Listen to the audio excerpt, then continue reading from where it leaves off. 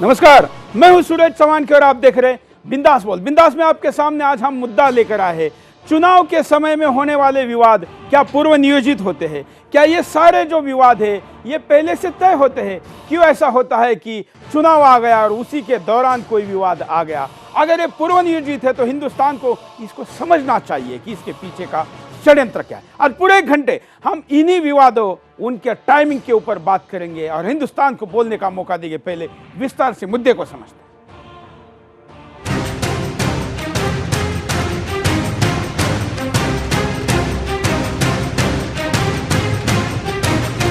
चुनाव चल रहे हैं, ऐसे में विवाद खड़ा करना कोई नई बात नहीं है। दिल्ली चुनाव के नाम पर शिक्षा के मंदिर कैसे दूषित हो रहे हैं, इसका ताजा उदाहरण है दिल्ली विश्वविद्यालय। युवा कैसे पथभ्रष्ट हो रहे हैं, ऐसा ही एक नाम है गुरमेहर कौर। कैसे एक शहीद की बेटी को सेना के खिलाफ खड़ा किया जाता है, यह है राजनीति का सबसे घिनौना खेल। कैसे शिक्षण संस्थानों को देशद्रोह का अड्डा बनाया जा रहा है, जो है वामपंथ का देश तोड़ो अभियान। युवा पीढ़ी के दिमाग में कैसे भारत विरोधी की आग लगाई जा रही है, वो अब सबके सामने आने लगा है। जी हाँ, आज राजनीति इतनी गंदी हो गई है कि वो विरोध के नाम पर देशद्रोह को भी जायज ठहरा रहा है।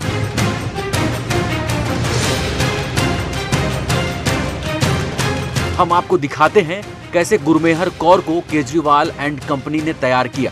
केजरीवाल एंड कंपनी ने गुरमेहर कौर के लिए तैयारी काफी पहले शुरू कर दी थी। गुरमेहर कौर का बड़े ही प्रोफेशनल लोगों से प्रोफेशनल तरीके से वीडियो तैयार किया। जब समय आया तो वीडियो का जैसे चाहे वैसे प्रयोग किया इन राजनीतिक षड्यंत्रकारियों ने। देश ये देखकर अचंभित हुआ कि एक शहीद की बेटी भी शहीद सैनिक का अपमान कर सकती है। कौर के वीडियो ने सेना और सेना के परिवार वालों को दुख पहुंचाया। शहीदों के कुछ घर वालों ने कौर को खुले पत्र लिखे, क्योंकि शहीदों के परिवार शर्मसार हो रहे थे। शहीदों के परिवार को लगने लगा कि क्या उनकी कुर्बानी की अब कोई अहमियत नहीं रह गई है। ऐसे में शहीदों के परिवार वाले देश के सामने आए। शहीदों के परिवार के सामने पूरा देश खड़ा हो गया।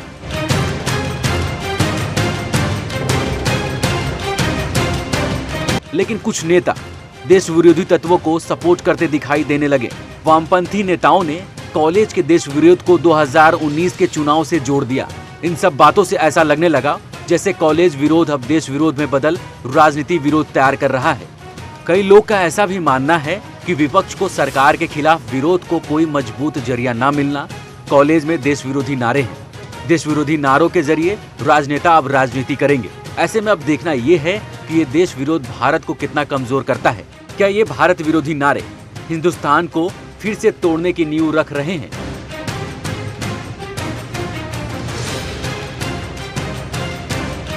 क्योंकि हिंदुस्तान के बंटवारे के वक्त भी वामपंथियों ने देश तोड़ने वालों का साथ दिया था। यही नहीं, वामपंथियों ने अपने संगठन का मुस्लिम लीग में विलय तक कर दिया था। ऐसे में मुस्लिम लीग को बड़ा समर्थन मिला। जिन्ना की मुस्लिम लीग ने वामपंथी का साथ लेकर भारत को तोड़ दिया। अब देखना यह है कि क्या फिर से वामपंथ उसी रास्ते पर चल पड़े हैं। अगर ऐसा है तो फिर आने वाले समय में और भी कई गुरमेहर कौर सामने आने वाली है।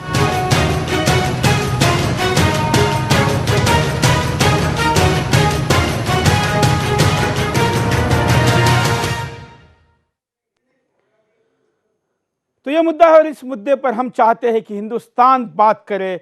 हमारे साथ इस पूरे कार्यक्रम में अभिनेत्री प्राची अधिकारी जुड़ी रहेंगी। हमेशा की तरह बड़ी संख्या में आप जुड़े रहेंगे हमारे साथ टेलीफोन के द्वारा, आप जुड़े रहेंगे हमारे साथ स्काइप के द्वारा, सोशल मीडिया के द्वारा। और इसलिए आपके आज की इस शो को शुरुआत करते हमारे साथ कई कॉलर भी जुड़े, लेकिन उसके पहले प्राची अधिकारी के पास चलते। प्राची, क्या कहना है आपको कि क्या पूर्व नियोजित होते हैं हिंदुस्तान की राजनीति में ऐसे षड्यंत्र?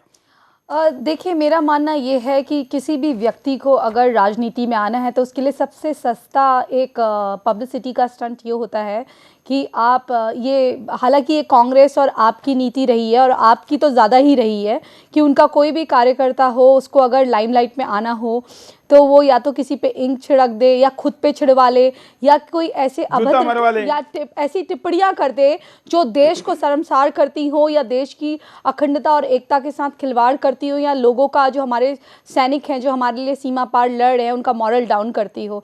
एक शहीद की बेटी जिसका एक कम्युनिस्ट पार्टी जैसा विचारधारा है और वो आपके कार्यकर्ताओं के साथ पार्टी करती है, जो फोटो भी सोशल मीडिया में आई है। हम दिखाएंगे, आप जो बात कह रहे हैं हम एक एक करके दिखाएंगे, क्योंकि बातों के बजाय लोगों को साक्ष्य दिखाएंगे, अगर प्रूफ दिखाएंगे तो ज्यादा अच्छा होगा। लेकिन हम उसके पहले आपको बताते हैं कि कौन से चुनाव के समय में कब कब क्या हुआ। आपको याद होगा कि मोदी गवर्नमेंट आने के बाद देश भर में बड़े पैमाने पर चर्च पर हमले के षड्यंत्र को दिखाया गया। जी, अखलाक को बिहार के समय की मौत को लेकर हिंदुओं पर हमला। बिहार चुनाव से पहले अखलाक की मौत को पूरे देश में प्रचारित किया। कुछ तथाकथित पत्रकारों ने अखलाक की मौत को एक तरफा दिखाया। देश के चुनाव हारे हुए नेताओं ने अखलाक की मौत को चुनाव से जोड़ दिया। ऐसे में देश के तथाकथित साहित्यकार भी देश के असहिष्णु होने की बात करने लगे। मगर जैसे ही चुनाव खत्म हुए वैसे ही सभी अपने बिलों में छुप गए। लगभग इसी समय गौ रक्षा करते हुए बरेली में पुलिस इंस्पेक्टर को कसाईयों ने मार डाला। उस पर सभी की चुप्पी बनी रही। यह अखलाक का मुद्दा तो इतना ज्यादा है, इसलिए हम आपको डिटेल नहीं बता रहे, क्योंकि हम सब जानते हैं कि कितने बड़े पैमाने पर इसको कैसे लोगों के सामने षड्यंत्रात्मक रुका गया। प्राची के पास चलते। प्राची, जैसे ही बिहार चुनाव खत्म हो गए अखलाक का नाम स्टॉप हो गया।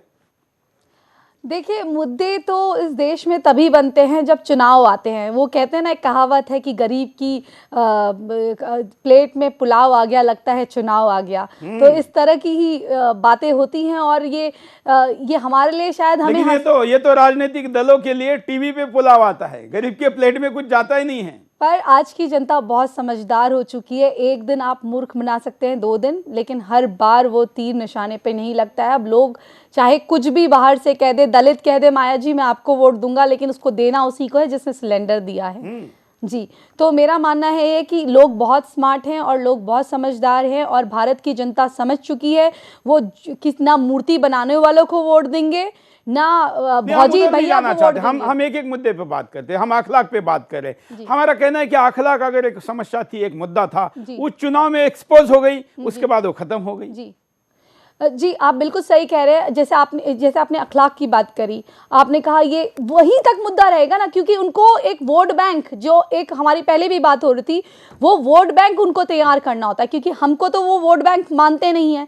समुदाय विशेष को, मुस्लिमों को वोट बैंक मानते हैं, हमें वोट बैंक मानते नहीं है। तो अखलाक के लिए इसलिए हुआ हाव हल्ला, जो कि सच भी नहीं था। उन्होंने एक झूठी चीज़ को सच बना के दिखाया ताकि उनको सिंपैथी मिले और वहाँ के जो वोट हैं उनको आए, क्योंकि हिंदुओं का तो वोट मायने ही नहीं रखता है ना, क्योंकि ये तो एक ऐसी कौम है जिसको समझाना ही मुश्किल है। एक मुसलमान को मालूम है कि उसका वोट कहाँ जाएगा, MIM को जाएगा या किसी भी और पार्टी को जाएगा, लेकिन उसका वोट किसी अन्य हिंदूवादी पार्टी को नहीं जाएगा, या कथाकथित, क्योंकि वो राष्ट्रवादी पार्टी है, उसको नहीं जाएगा। उनको ऐसा लगता है कि ये हिंदूवादी पार्टी है। तो हिंदू को नहीं मालूम है कि उसका वोट कहाँ जाएगा, क्योंकि उनको तो मीडिया ही डिवाइड कर देती है जाट के नाम पे। कभी आपने सुना है कि आधे शेख, इतने % शेख यहाँ गए हैं, इतने % सुन्नी यहाँ गए हैं, इतने % शिया यहाँ गए हैं। हमेशा कहा जाता है कि इतना जो जी जाट आधा। जैसे अखलाक के मुद्दे को, दादरी के मुद्दे को बिहार के चुनाव के समय हवा दी गई, वैसे ही JNU के मुद्दे को भी तय समय पर हवा देके पूरे देश भर में तमाम साहित्यिकों ने, कला क्षेत्र के लोगों ने अपने अपने पुरस्कारों को वापस लौटाना शुरू किया। JNU वाद की आपको बहुत अच्छी जानकारी है, लेकिन एक आपको रिकॉल वैल्यू के तौर पर दिखाते हैं। JNU में देश विरोधी नारे। बिहार चुनाव से पहले JNU में देश विरोधी नारे लगाए गए। अरविंद केजरीवाल और राहुल गांधी ने देश विरोधी नारे लगाने वालों को समर्थन किया। भारत को तोड़ने वालों के बीच जाकर देश की सेना को नीचा दिखाया।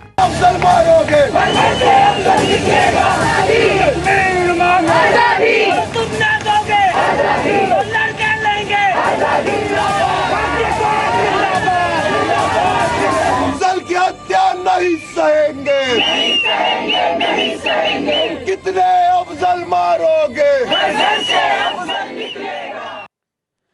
ये अफजल और हिंदुस्तान तेरे टुकड़े करने के नारे उसी समय लगाए गए। उसके खिलाफ बोलने वाला कोई नहीं था और इसके पक्ष में बोलने वालों की फौज खड़ी हो गई। कितनी फौज? याद करें उन दिनों पर टीवी की वो सारी सिचुएशन, टीवी की वो सीन, वो शॉट, वो डायलॉग, और वो सब कुछ नाटक के तौर पर, एक ड्रामे के तौर पर कैसे आपके सामने रखा गया। JNU पर भी बात करेंगे, हमारे साथ प्राची है, लेकिन कई कॉलर हमारे साथ जुड़े, उनके पास चलते हैं। आप भी कॉल कर सकते हैं। जय हिंद, बोलिए क्या कहना है आपको। नरेश बोल रहा हूँ जी। आज जेएनयू जो है देशद्रोहियों का अड्डा बना हुआ है। हमारे परिवार का कोई गाली दे, काटने बांटने की बात करे तो हमारा खून खोल जाता है।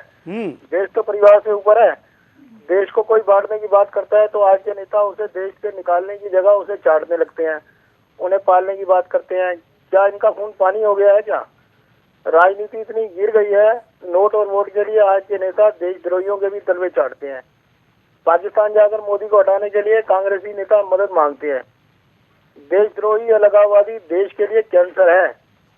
अगर इन्हें अभी नहीं निकाला गया तो ये देश को खा जाएंगे। बिल्कुल। चलिए अगले कॉलर के पास चलते हैं। आप भी कॉल कर सकते हैं, अपनी बात को रख सकते हैं। जय हिंद। जय हिंद सर। बोलिए। जय हिंद सर। बोलिए। सर मैं ये कहना चाहता हूँ कि ये जितने भी वामपंथी हैं ये सभी के सभी 1950 से आजादी से पहले ये देश को बर्बाद कर रहे हैं और देश के खिलाफ बोल रहे हैं। इनको इनके पार्टी पर प्रतिबंध क्यों नहीं लगा दिया जाता है? बिल्कुल। चलिए हम तो जानते हैं कि हमारे यहाँ लोकतंत्र में क्या क्या बोलने की आजादी दी जाती है। हमारे यहाँ भारत माता की जय नहीं कहूंगा, शायद चाहे गर्दन काट दो ये कहने वाला देशद्रोही भी खुलेआम प्रचार करता है। इतना ही नहीं, उसकी पॉलिटिकल पार्टी की मान्यता रद्द नहीं होती है।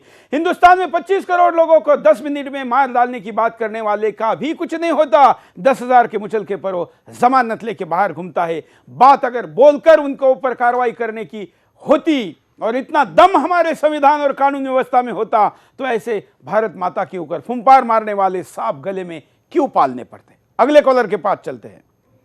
जय हिंद। बोलिए। जय हिंद सुरेश जी। जय हिंद।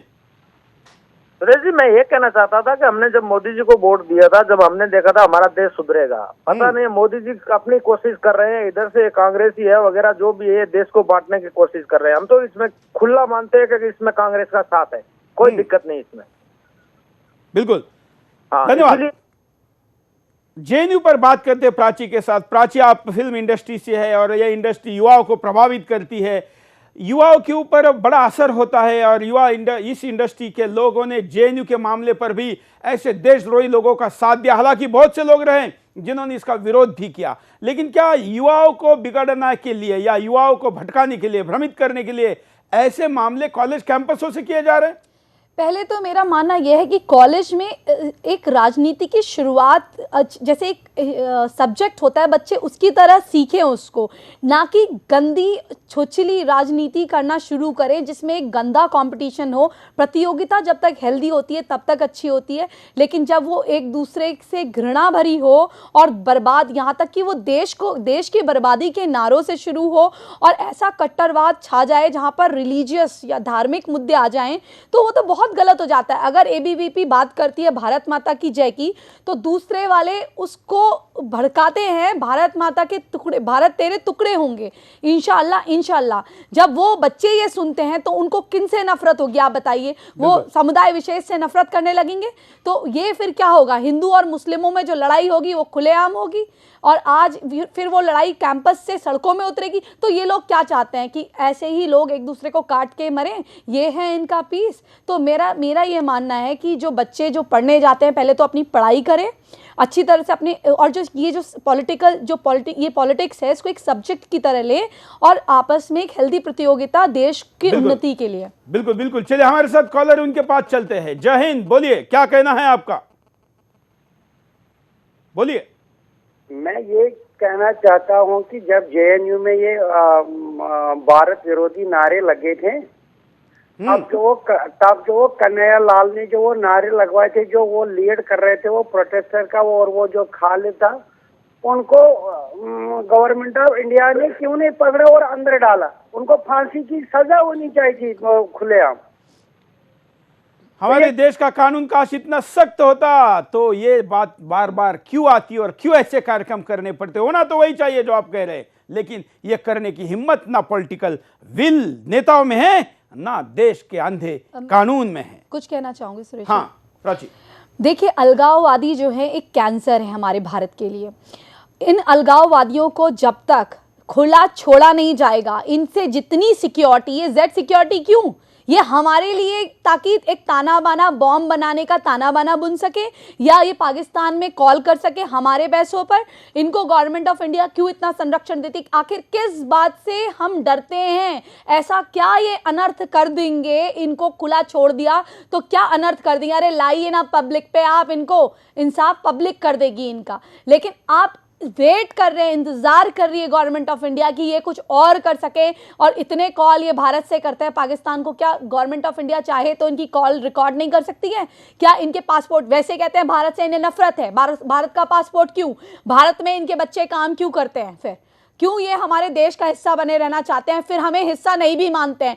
क्या इंडियंस एंड ये तो सुविधा पे है, जहाँ फायदा लेना है वहां पर आप मुसलमान है, जहाँ फायदा लेना है वहां पर आप हिंदुस्तानी, जहाँ फायदा नहीं है वहां पर आप कश्मीरी है। मतलब ये तमाम वो सारे फैक्टर है जो देश से अपने आप को सही समय पर एसोसिएट करने और जोड़कर दिखाने का ड्रामा करते हैं। अगर आप फॉरेन में हैं तो आपसे अगर कोई पूछता है आप पाकिस्तानी, आप कहते हैं नहीं मैं इंडियन हूं, क्योंकि आपको घृणा की नजर से देखा जाता है। तो वहां लोग अब वहां पहचानने लगे कि ये झूठ बोलते हैं। और खुद पाकिस्तानी, इसका आप यूट्यूब अगर उठा के देखेंगे तो कहते हैं हमें पाकिस्तानी बोलने में शर्म आती है। तो कल को आप गलत काम कर देंगे, आप किसी चीज में पकड़े गए तो लोग, हर कोई तो आपका पासपोर्ट नहीं देखता है ना, वहां की तो जो कॉप्स है वो देखेंगे, लेकिन अथॉरिटी देखेगी, लेकिन जनरल जनता नहीं देखेगी। वो कहेंगे ये तो गलत काम करने वाले इंडियन है। तो हमारे यहाँ के लोगों का भी नाम खराब होता है। तो अलगाववादियों को क्यों नहीं सजा देती है गवर्नमेंट? और इस देश में अगर आतंकवादी पकड़ा जाता है तो इतना सख्त कानून क्यों नहीं है कि उसको 1-2 महीने बहुत होते हैं सुरेश जी किसी से जानकारी निकलवाने के लिए, उसको बैठा के उसे दामाद बना के खिलाने की। लेकिन हमारे यहाँ पर तो बिरयानी खिलाकर, दामाद बनाकर बिरयानी खिलाने की परंपरा जो रही है, और टाइमिंग और राजनीतिक फायदा नफा नुकसान के साथ सजा देने और सजा नहीं देने की जब बात होती है तो यही होता है। दाभोलकर, याद होगा आपको ये पूरा मुद्दा महाराष्ट्र में। हालांकि दाभोलकर की हत्या तो हुई कांग्रेस सरकार के कार्यकाल में, लेकिन वहां बीजेपी सरकार आने के बाद जिस तरीके से इसको उछाला गया, आपको बस याद दिलाने के लिए देखिए आपके सामने दाभोलकर मुद्दा, पूरा प्रकरण आपको याद होगा कैसे है, देखिए। नरेंद्र दाभोलकर की हत्या को असहिष्णुता से जोड़ना, इसी समय मामला उठता है महाराष्ट्र में नरेंद्र दाभोलकर की मौत का। वैसे तो नरेंद्र दाभोलकर की मौत 2013 में हुई थी, मगर चुनाव को देखते हुए कुछ राजनीति प्रायोजित साहित्यकारों ने बिहार चुनाव से पहले इस मुद्दे को उठाया, लेकिन जैसे ही चुनाव खत्म सभी मुद्दे खत्म। एक छोटे से ब्रेक के लिए रुकते हैं, ब्रेक के बाद दोबारा आएंगे बिंदास बोलचाल।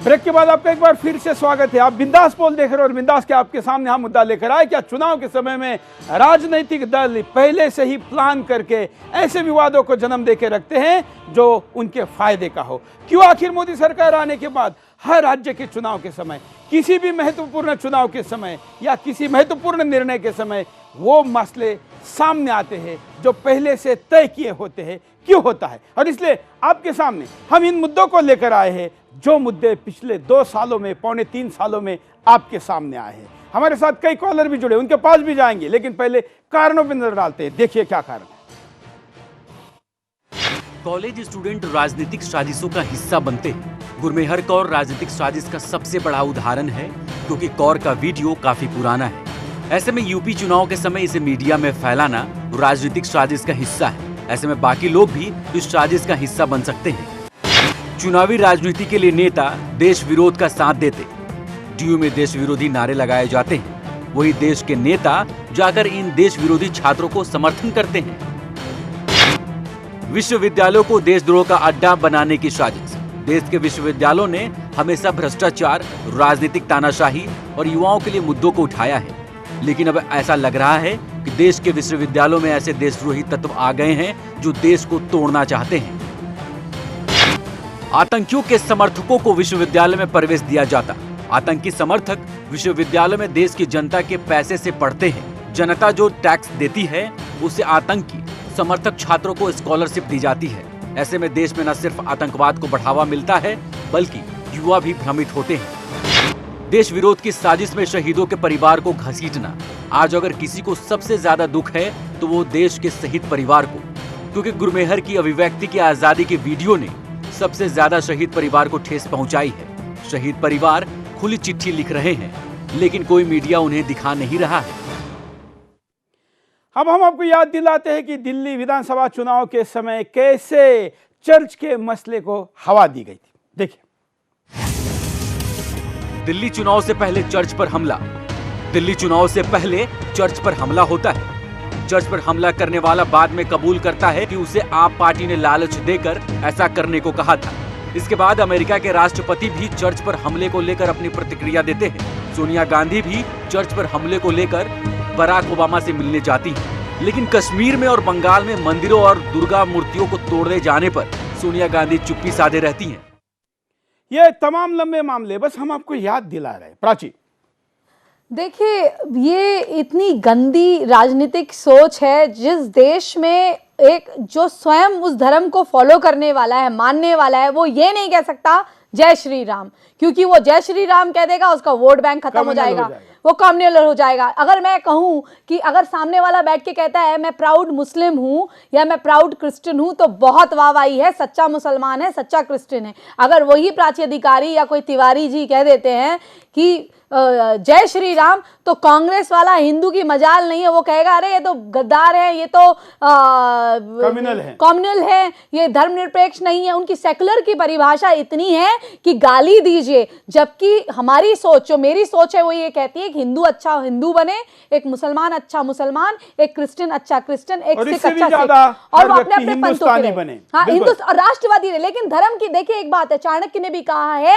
कि जिस देश में जो राष्ट्र होता है वो पहले धर्म उसमें पहले होता है। अगर आपका धर्म ही नहीं बचेगा, जो दूसरे लोग करते हैं वो लोग लैंड, उनके लिए लैंड की परिभाषा है, जिस देश में जाते हैं वहाँ कब्जा करते हुए जाते हैं और उनके धर्म को फैलाते हुए जाते हैं। लेकिन हमारी मूर्खता ये रही है, हमने अपनी उदारता को अपनी मूर्खता से ढक दिया, हमने उदारता को बहुत ऊपर रख दिया और कोई आया हमें मुंह में मार के गया, कोई हमें आया बालों से घसोट के गया, कहा कि कबूल करो तो हमने कबूल करा। तो ये गलती उनकी नहीं है। देखिए, मैं कभी मुसलमानों को एक बात है, गाली नहीं दूंगी मैं, इसलिए क्योंकि मैंने गाली तो किसी को भी नहीं देनी चाहिए। मैं प्रण लेकर आई हूं कि मैं कभी उनके बारे में बुरा नहीं बोलूंगी। फिल्मों में भी नहीं देनी चाहिए जो फिल्मों में देते हैं। देखिए, मैं एक बात बोलती हूँ, मैं क्यों नहीं दूंगी, इसका कारण है, मैं उन लोगों को गाली दूंगी जो मेरे खुद के लोग हैं, क्योंकि मैं बाहर वाले से क्या उससे क्या एक्सपेक्टेशन रखूं जब मेरा खुद का इंसान अच्छा नहीं है। उसकी तो धर्म उसी में खत्म हो जाता है कि प्राची ने क्या कपड़े पहने, धर्म वहां पर बड़े बड़े मुद्दे खत्म हो जाते हैं।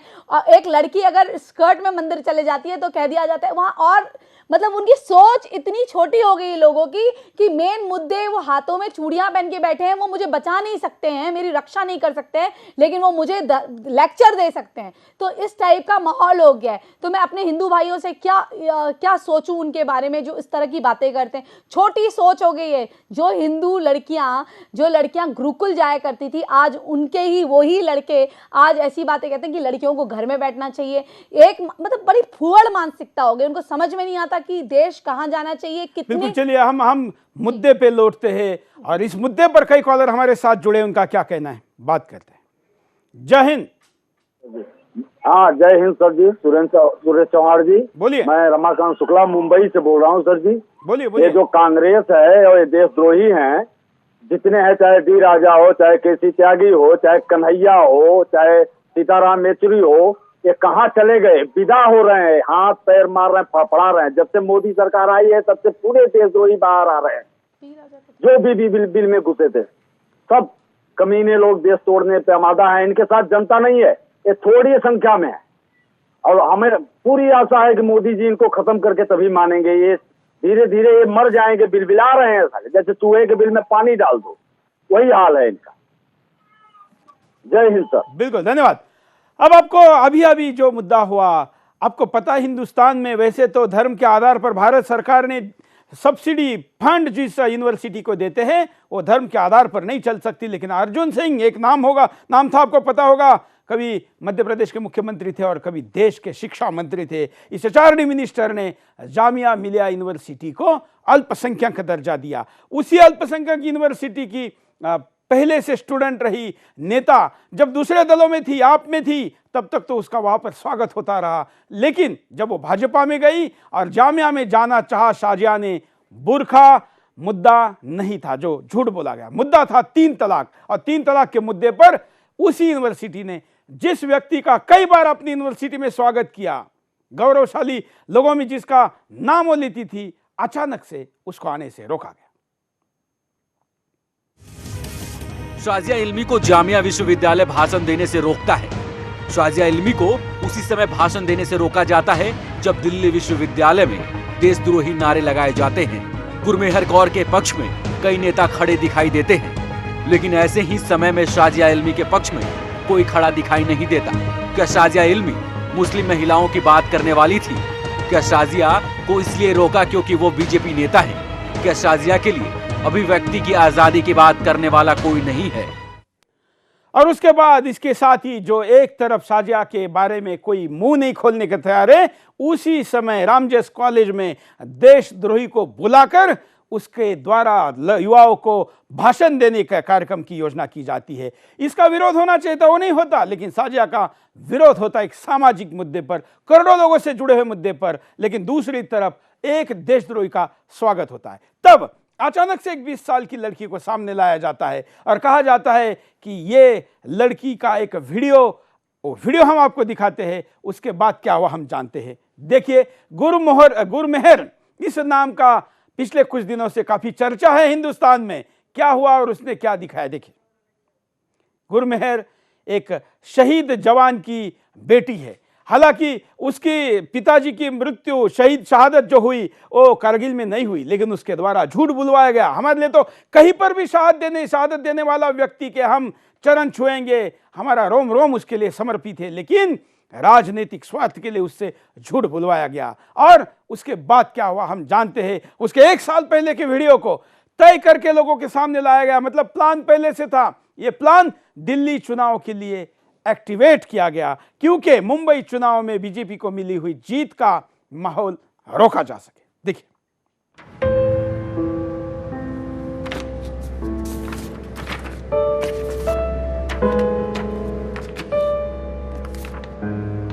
ये विभिन्न इंग्लिश में लिखे हुए प्ले कार्ड आपको दिख रहे हैं। ये बता रही है कि मेरे पिताजी कारगिल वॉर में शहीद हुए। ये बता रही है कि मैं 2 साल की थी तो मैंने एक बुरखे वाली महिला के ऊपर हमला कर दिया क्योंकि मेरे मन में घृणा थी। ऐसे इसके पास और भी कई यादें हैं पिता को लेकर और उस घटना को लेकर। और इस तरीके से पाकिस्तान के खिलाफ भी इसके मन में भाव पैदा हुए और कैसे इसने इस भाव का मिसयूज भी किया। लेकिन उसके बाद व्हेन आई वाज 6 ईयर, ये बता रही है जो घटना मैंने थोड़े देर पहले बताई कि एक बुरखाधारी महिला पर इसने कैसे आक्रमण कर दिया। ये वीडियो शहीद की बेटी गुरमेहर का है जिसके पिता ने नापाक जिहादी सेना। उसके बाद का एक प्ले कार्ड बड़ा फेमस हुआ जिसमें उसने कहा कि पाकिस्तान ने नहीं, युद्ध ने मेरे पिता को मारा। यह मुद्दा अचानक यहां क्यों लाया गया? क्योंकि पाकिस्तान एक भाजपा का, राष्ट्रवादी विचारों के संगठनों का, ऐसे संस्थाओं का हमले का केंद्र होता है। तो उस शत्रु के प्रति ही एक पोलाइटनेस, एक शत्रु के प्रति गुस्से को डाइवर्ट करने के लिए, डाइल्यूट करने के लिए ऐसे घटनाओं का उपयोग किया गया। कौन है ये गुरमेहर? गुरमेहर के कुछ वीडियो तो आपके सामने आई हैं। गुरमेहर के कुछ ट्वीट हम आपको दिखाते हैं आपके सामने। देखिए क्या गुरमेहर के ऑफिशियल फेसबुक अकाउंट पर यह है 14 अगस्त का पाकिस्तान डे का। इसके ट्वीट पर कहीं पर भी मुझे हिंदुस्तान को उसके आज़ादी की शुभकामना देने वाली कोई ट्वीट नहीं दिखाई दी, लेकिन पाकिस्तान को शुभकामना देने वाला ये ट्वीट है, ये फोटो डाला है। और इसमें घोर आपत्तिजनक बात यह है कि इसमें गुलाम कश्मीर को हिंदुस्तान के नक्शे में नहीं दिखाया गया है। ऊपर जो कुत्ते जैसा पाकिस्तान का नक्शा आपको दिख रहा है, इसमें ऊपर का जो हिस्सा ये हमारा है। ये हिस्सा गुरमेहर अपने एक शहीद जवान की बेटी होने की जो बात करती है, एक अपने पिता जिस भूभाग के लिए रक्षा करते हुए शहादत देते हैं, उसी भूभाग को पाकिस्तान को दे देती है और राष्ट्रवाद की, देशभक्ति की बात करती है। ये घोर आपत्तिजनक चित्र मैं आपके सामने दिखा रहा हूं गुरमेहर के ही ट्विटर हैंडल से। उसके बाद अगला ट्वीट आपको दिखाते हैं। ये और भी युद्ध को लेकर या अन्य चीजों को लेकर जो बातें कही है, मैं इसके बजाय अगले पर चलता हूं। ये आपके साथ लिंक एस्टैब्लिश करने के लिए पर्याप्त है। अरविंद केजरीवाल है, अरविंद केजरीवाल की पूरी टीम है, और उसके बाद ये बगर बालों वाला आदमी, इसके साथ ये, इसका नाम राम ये लिखता है, और इसने ही वो वीडियो बनाया है जो थोड़ी देर पहले हमने आपको दिखाया। दूसरे आधे फोटो में देखिए, ये उसके साथ सेल्फी ले रही है, और वो भी विक्ट्री के साइन वाली सेल्फी। ये आपका कनेक्शन एस्टेब्लिश करने के लिए अकेला फोटो नहीं है, और भी हम आपको दिखाते हैं।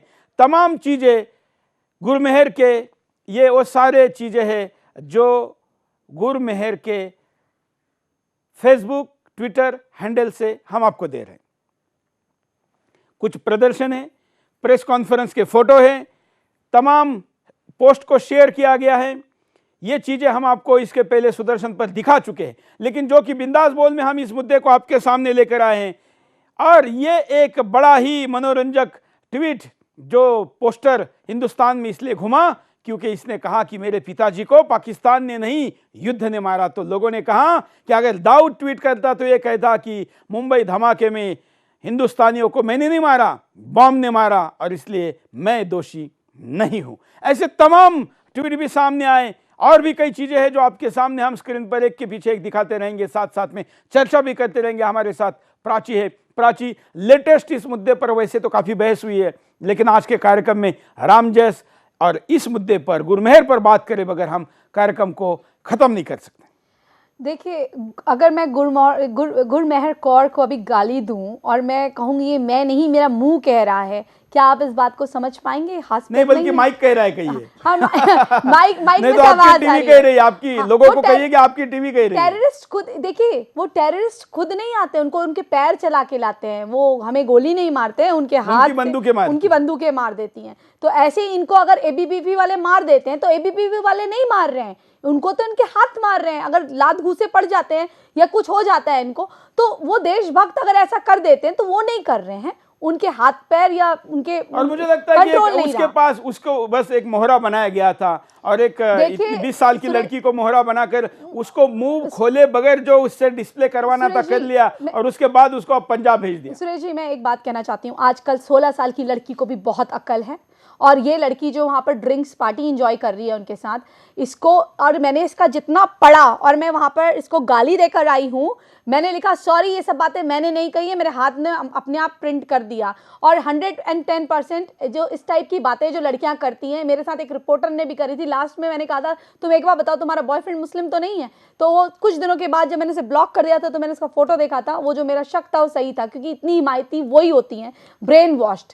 तो ये लड़की जो है, या तो इसको इलेक्शन लड़ने, ये वैचारिक लव जिहाद हम कह सकते हैं, जिसका परिणाम है, या तो इलेक्शन लड़ने एक कारण हो सकता है, या इसने वहां से पैसा खाया, या इसका कोई बॉयफ्रेंड है जो इस तरह। चलिए, हम वो बात नहीं कहे जिसका हमारे पास तथ्य नहीं आई, तो हमारा और उनमें क्या फर्क रह जाएगा। हमारे लिए मुद्दा ज्यादा महत्वपूर्ण है, किसी व्यक्ति का व्यक्तिगत चरित्र से ज्यादा उसका मुद्दा ज्यादा महत्वपूर्ण है। क्या परिणाम होगा अगर ऐसा ही होता रहा, तो परिणामों पर नजर डालते देखिए। चुनाव के समय जनता को भ्रमित किया जाता रहेगा, जैसे दिल्ली चुनाव के समय चर्च पर हमला कराया गया। चर्च पर हमले के मामले ने दुनिया में सुर्खियां बटोरी। भारत की बदनामी ऐसे कराई जाती है जैसे भारत में चर्च पर हमले होने लगे हैं, लेकिन बाद में पता चलता है कि केजरीवाल एंड कंपनी ने कैसे साजिश के तहत चर्च पर हमला कराया था। ऐसे में जनता भ्रमित हो गई। राजनीति विकास के मुद्दे से भटक जाएगी। राजनीति का मकसद होना चाहिए देश का विकल्प, युवाओं का विकास और देश की सुरक्षा, लेकिन यहाँ तो पूरे मुद्दे ही बदल गए हैं, क्योंकि विरोधी विकास के मुद्दे पर बात करना ही नहीं चाहते। छात्रों के संगठनों को राजनीति में घसीटा जा रहा है। देश में अलगाववाद की मांग तेज होगी जब किसी देश में कुछ लोग अलगाववाद की बात करें और उस देश की कुछ राजनीतिक स्वार्थ वाले नेता अलगाववादियों का समर्थन करें, तो ऐसे में देश में अलगाववाद की राजनीति भयानक रूप से शुरू हो जाएगी। देश का छात्र आंदोलन भटक जाएगा। छात्र आंदोलन ने देश में कई बार परिवर्तन किए हैं, लेकिन वो ऐसे परिवर्तन रहे जो देश हित में रहे। इंदिरा गांधी के खिलाफ सबसे पहले छात्र आंदोलन शुरू हुआ। इसके बाद जेपी ने इंदिरा के खिलाफ बिगुल बजाया, लेकिन वो आंदोलन था भ्रष्टाचार के खिलाफ। लेकिन यहाँ तो छात्र ही देशद्रोही नारे लगा रहे हैं। अब पता नहीं ये मुट्ठी भर छात्र कौन सा देश विरोधी आंदोलन शुरू करना चाहते हैं। शहीदों के परिवारों को राजनीति में ना घसीटे। शहीदों के परिवारों को जब राजनीति में घसीटते हैं कुछ लोग तो देश को दर्द होता है, क्योंकि इन परिवार ने देश के लिए अपना सब कुछ लुटा दिया। अपने बेटे को, अपने पति को, अपने पिता को, तो किसी ने अपने भाई को शहीद होते देखा है। लेकिन कुछ लोग शहीदों के परिवार के बच्चे को ही आगे करके शहीदों के अपमान की घिनौनी राजनीति कर रहे हैं। कुछ कॉलर के पास चलते हैं।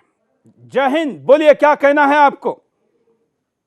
आई एम जेपी पटनागर, हाँ फ्रॉम गाजियाबाद। हाँ, आई एम नॉट इंडियन, मैं पूरा हिंदुस्तान हूँ।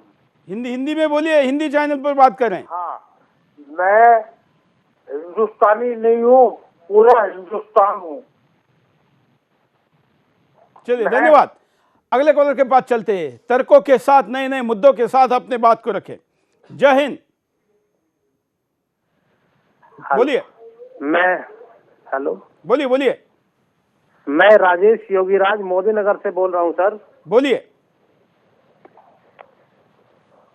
हेलो, आगे बोलिए, नहीं तो तब तक कोई देशद्रोही गाली देके जाएगा। मोदी नगर से बोल रहा हूँ सर। जैसा आपने जो मुद्दा आज का है आपका कि देशद्रोही ताकत जो है ऐसे समय पे क्यों सक्रिय हो जाती है सर, उसका एक सीधा सा कारण ये है कि ये जो राजनीतिक पार्टियां हैं ये ध्रुवीकरण करने का एक हथियार है इनके पास। ये बैकडोर्स है, उन बच्चों के माध्यम से ये वो काम करा लेते हैं, जिससे कि ये चुनाव आयोग की जो कार्यवाही से बचने के लिए और चुनाव प्रभावित हो सके, इन लोगों ने ध्रुवीकरण का एक हथियार है इनके पास। इसलिए ये इन मुद्दों को ऐसे समय पर उठाते हैं जिससे कि हम अपना वोट बैंक को मजबूत कर सके।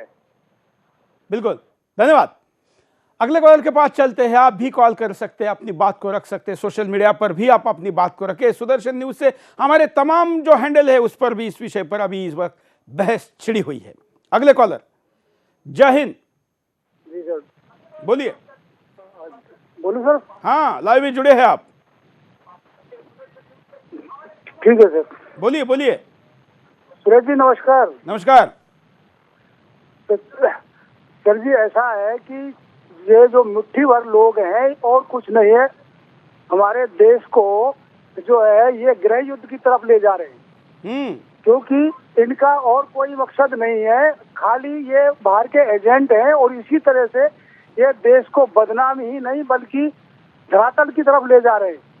लेकिन हमारे देश में वीरों की कमी नहीं है, कोई भी ऐसा वीर नहीं है कि जो कि नाथुराम गौड़ जैसे भी बहुत पैदा किए हमारी धरती माँ ने, बहुत वीर है। बिल्कुल, धन्यवाद। प्राची अधिकारी के पास चलते। प्राची, हम परिणामों पे चर्चा करें कि क्या परिणाम होंगे अगर ऐसी घटना होती रहेगी।